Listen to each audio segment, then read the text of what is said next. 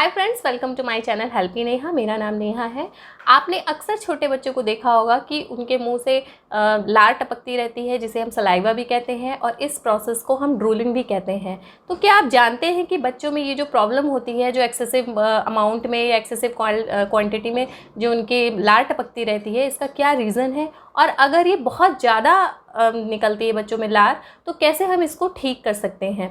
तो आज की वीडियो में हम डिटेल में बात करेंगे इस टॉपिक के बारे में। तो मेरा वीडियो अच्छा लग रहा हो तो प्लीज़ लाइक ज़रूर करिए और मेरे चैनल को सब्सक्राइब ज़रूर करिए। तो लेट्स स्टार्ट द वीडियो।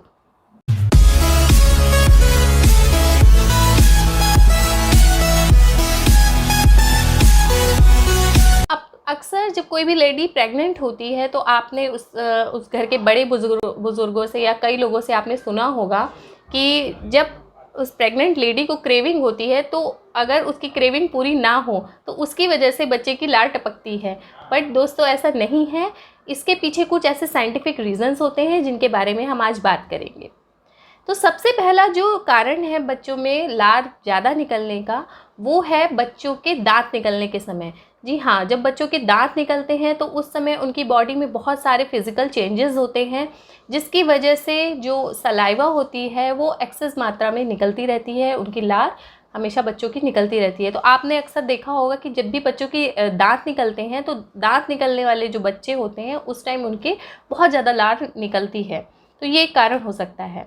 उसके बाद अगला रीज़न हम बात करते हैं कि बच्चों की सलाइवरी ग्लैंड का विकास होना, यानी कि उसकी जो सलाइवरी ग्लैंड होती हैं उनको डेवलप होना। जन्म के बाद बच्चों में 6 तरह की सलाइवरी ग्लैंड्स होती हैं जिनका विकास होता है, और उसके डेवलप होने के कारण भी बच्चों में ज़्यादातर मात्रा में लार निकलती रहती है। तो ये भी एक कारण हो सकता है। इसके बाद जो अगला कारण है वो है बच्चों का ज़्यादातर मुंह खुला रखना। जो छोटे बच्चे होते हैं, कभी उनकी नाक जो होती है ब्लॉक होती है, या वैसे भी कभी कभी उनकी आदत पड़ जाती है, तो वो ज़्यादातर समय जो अपना मुंह होता है वो खुला रखते हैं। तो उनको ये नहीं समझ में आ पाता है कि जो लार निकल रही है उसको अंदर की बजाय, उसको बाहर की बजाय अंदर लेना है। तो इस वजह से भी उनकी लार बच्चों की निकलती रहती है। और एक और रीज़न हो सकता है कि बच्चा कोई भी अगर चीज़ को देख रहा होता है तो वो एक टक बहुत ध्यान लगा कर देखता है।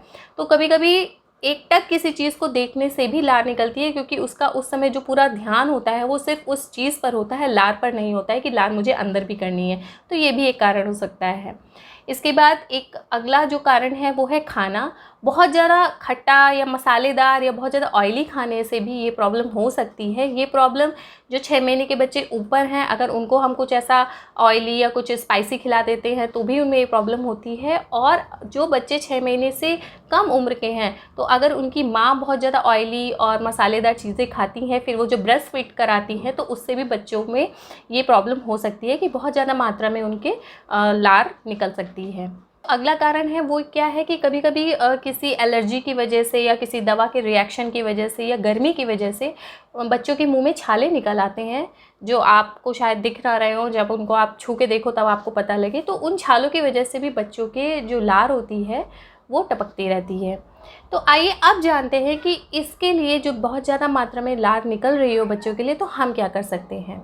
सबसे पहले तो मैंने जो आपको पहला रीज़न बताया कि जो दांत निकलने के कारण जो बच्चों में ये लार टपकना होता है, तो उसके लिए आप क्या कर सकते हो, बच्चों को टीथर दे सकते हो, और या तो फिर उनके मसूड़ों में आराम से हल्के हाथों से मसाज भी कर सकते हो, जिससे कि उनके मसूड़ों में आराम भी मिलेगा और लार का बनना कम हो जाएगा। उसमें आप एक गले में बांधने वाला कपड़ा आता है जिसे कि हम ड्रूलिंग बिब कहते हैं। तो वो उस कपड़े की क्वालिटी क्या होती है कि जो जितना भी ड्रूल निकल रहा होता है वो उसको एब्जॉर्ब कर लेता है, तो बच्चे को गीलापन नहीं लगता है, बच्चा इरिटेट नहीं होता है और कोई भी परेशानी उसको नहीं होती है। इसके साथ ही अगर हम बच्चे को सॉलिड देते हैं तो हमें बहुत ज़्यादा ऑयली, स्पाइसी या खट्टा नहीं देना चाहिए। और ब्रेस्ट फीड कराने वाली माँ को भी ये ध्यान देना चाहिए कि बहुत ज़्यादा ऐसा खाना ना खाए जिसका बाद ब्रेस्ट फीड कराने से दूध पीने में बच्चे को कोई भी दिक्कत हो। वैसे मैं आपको एक इम्पॉर्टेंट पॉइंट बताऊं कि ये जो लार निकलना होता है ये बच्चे की ग्रोथ के लिए बहुत ही ज़रूरी होता है, क्योंकि जैसे मैंने बताया कि बच्चों की जो सलाइवरी ग्लैंड होती हैं उनका विकास होता है। तो एक तरह से जो सलाइवरी जो लार टपकना है ये अच्छा माना जाता है, बट आपको ये ध्यान देना है कि बहुत ज़्यादा मात्रा पे ना निकले। और वैसे भी जो सलाइवा होती है वो हमारे लिए बहुत ही मदद करती है किसमें, डाइजेशन में, पेट के लिए, चाहे बड़ा हो बच्चा। तो सलाइवा का निकलना बहुत ज़रूरी है। और 2 साल तक के बच्चों में जो सलाइवरी ग्लैंड होती हैं वो अपने आप विकसित हो जाती हैं, इसलिए 2 साल के बाद ये प्रॉब्लम अपने आप ही सॉल्व हो जाती है। लेकिन अगर बड़े होने के बाद भी, यानी 2 साल के होने के बाद भी आपको ये मतलब बच्चे में ये ड्रूलिंग की प्रॉब्लम हो रही होती है, तो आपको अपने डॉक्टर से ज़रूर कंसल्ट करना चाहिए और ज़रूर इसके बारे में उनको बताना चाहिए।